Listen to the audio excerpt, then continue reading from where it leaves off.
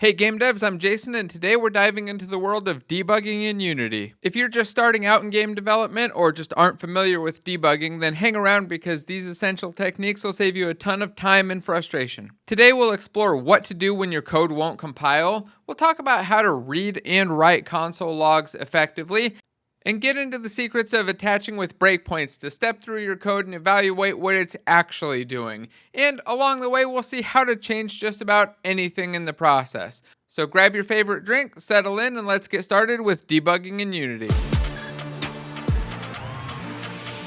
My first week of Unity, I was constantly doing this, just clicking the play button and nothing was happening. And it took me about a week to realize that if nothing happens when I press play mode, it's because there's some sort of compiler error. But once I learned a few simple important things, most compiler errors became extremely easy to deal with.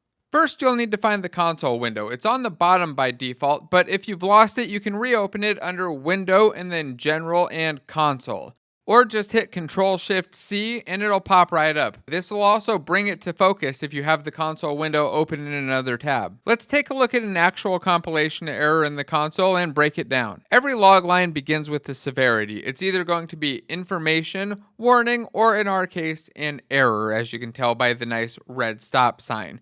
After that, we have a timestamp. This one happened at 1:57 and 24 seconds. It uses 24-hour time, so if the number at the beginning is greater than 12, just subtract 12 and know that it's PM.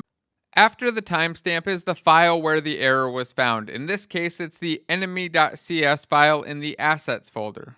Right after the file name, you'll see the row and column in the file where the actual error is located, let you hone right in on it. But the next part confuses people. That's the error code. Compiler errors will give you a code that you can search for to find out more details about what causes the error, but most of the time I just ignore that code and continue on and look just to the right. This is where the actual error message is, and here it says, "There's no argument given that corresponds to the required formal parameter impact normal of player.takedamage parentheses int comma vector parentheses." Let's take a look at line 12 of our enemy file along with this error message and see if we can make a little sense of it. It says it's on line 12 and it's at column or character 20. If I click down on line 12 and move over to the right, you can see on the bottom right, I've got the character moving over, but you can also see that take damage is underlined here, nice big and red. Now that we can see the code in the exact place where the error is occurring, if we read the error message again, it may make a little more sense. It says, again, there's no argument given that corresponds with the required formal parameter impact normal of player.takedamage int comma vector 3. And if we click through to the take damage by holding down control and left clicking, we can see that our method here actually requires an amount and an impact normal variable here, a second parameter that we're not passing through with this call. Now we can fix this error by simply adding the impact normal from our collision. So here we're taking the collision and adding the contacts at 0.normal, and this will launch our player off in whatever direction. But watch this. One of the most frustrating things is when you fix a compiler error, the next compiler error often just pops up. But once you've read one, you've read them all, and it's pretty easy to get through them. Here we've got one that says there's a semicolon expected in debugging examples, line 8, number 58, or column 58. We go over here to line 8, and we add a semicolon, save, go back, and get another error. Next, it says that score doesn't exist on line 23. When we look down here at line 23, it's referencing a score variable that doesn't exist. We hit Alt-Enter, and we generate a field for it. Though when I generate my score fields, I usually make them ints, so let's change that over to be an int, save, and get our next error. Here's another one of those required formal parameter errors. We can double click on it and see, oh, we're calling this method without a value here, so we'll give it a value of 5. Again, those compiler errors are a pretty common problem, but just being able to read the log will help a lot. It should make it quite a bit easier for you to get past them. And don't worry, if they get too difficult, you can always go to something like ChatGPT. If you have a compiler error that you're not sure what's going on, you can't really figure out what it's saying or why it's telling you something is wrong that looks like it's right, go drop it into one of the AI systems and it'll tell you exactly why it's not compiling. That's one of the things that they're really great at. By the way, if you're a game dev and you've got Saturdays off, make sure you come to AI Game Dev Guild Day, where we're going to be learning about all the new game dev AI stuff that's out there. It's free. You can just go to GameDevGuild.com and grab your free pass, and I'll see you there. Now we're going to take a look at how to use logs of your own to track down errors and show you a couple little tricks to make that really easy. Here I've got a situation where when I start my game, my player just starts taking damage, and that's definitely not supposed to happen. Since I wrote the code for my game, I know that my player takes damage in the player.takeDamage method. And here I've added a log that says player took damage, but that doesn't really tell me what caused the damage. That's okay though, we have a few options available to get that information.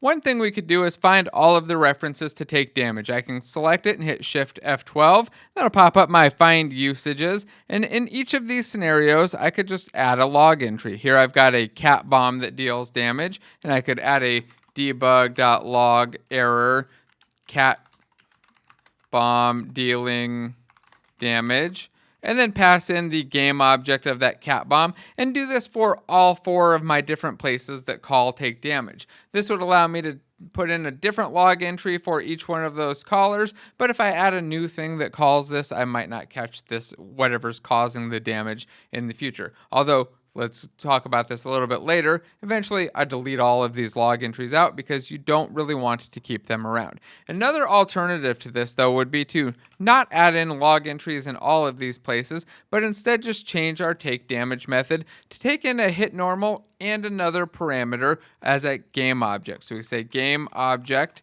and we'll call this damager. And now we can add in our damager right here in our log. So our player took damage from, and we can add a squiggly brace, damager.name, and that's going to automatically add a $sign to the beginning of the string for me, which allows string interpolation. If you don't get that, just go add a $sign right before the quotation marks.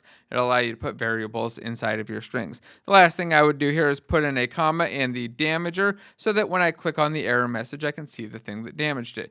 Of course, now if we do a build or go back into Unity, we've got more of those compiler errors. And look at that. It's the same error that we saw earlier, that a formal parameter is missing, and all we have to do is go add in our game object to all 3 of the callers. Now when I press play, I'll get an error log telling me exactly what damaged my character, and going forward, if anything causes damage, I'll know exactly what it is. Here I can see it was my player taking damage from Grass Platform 4, which it looks like has a damaged player script on it. Oops, time to remove that. Now we're going to take a look at another way to debug your game, and that's through attaching and adding breakpoints. Here I've removed my debug logs, and I'm going to attach by pressing F5. In Visual Studio and Writer, F5 is the default hotkey, but you can also attach using the little menus. Here it says attach to Unity Editor. I can click on that and attach, but I'm already attached. Now if I just do this and press play, I'm not going to see anything different. My code won't stop executing, and I won't be pushed back over to the debugger to actually debug and see what's going on. For that to happen, I need to add a breakpoint. So I'll stop playing right now. We'll go into our code editor, and right here at the beginning of our take damage method, I'm going to click on this point right by the line number and add a red dot. That's kind of the default indicator of a breakpoint in just about every code editor I've ever used. Now I'll press play, and what should happen is that I will get knocked over to my code editor as soon as I take damage, and I'll be able to see a little bit of info about what's going on. Some really useful info that'll help me figure out the problem right away. Here it is. It switched over to Writer. I did have to click on it. Sometimes you will have to click on your code editor if you're tabbing around and stuff. While it happens, it may not pop up. But you can see here that I've got a yellow arrow on line 258 on this part that says player data.health minus where it's going to take damage. So here we're taking damage right after I pressed play. And what can I do with this information? Well, what I want to look at is right down below. Here I have the call stack. This is the list of methods that have been called in order to get to this point. Right now I'm in the take damage method, and I can see the thing that called it right below, and I can even click on it. That's the damage player classes on collision enter 2D. If I click on it, I can see the exact line that called take damage. Now, if you're wondering, well, how do I figure out which object this was? This is a damaged player script. Maybe it was on something else. How do I know that it was on that weird game object that it shouldn't have been? Well, I can look at my locals section. Now in Visual Studio, this is a separate tab. In Writer, it's just off here to the right. And if I look over here and I search for the word this, that is the object that is currently in context, and that'd be the object currently in context when I have this line visible. And I can see that that is Grass Platform 4, which was that same object that we saw earlier when we used the debug log. This is again a way to debug and see stuff without having to add in log entries and without having to kind of pre-guess exactly where you're going to have the error or the issue. Sometimes log entries are much easier, sometimes attaching is easier. I kind of go back and forth between the two of them just depending on the scenario. A lot of the times I'll go with one and then decide that I need to switch to the other.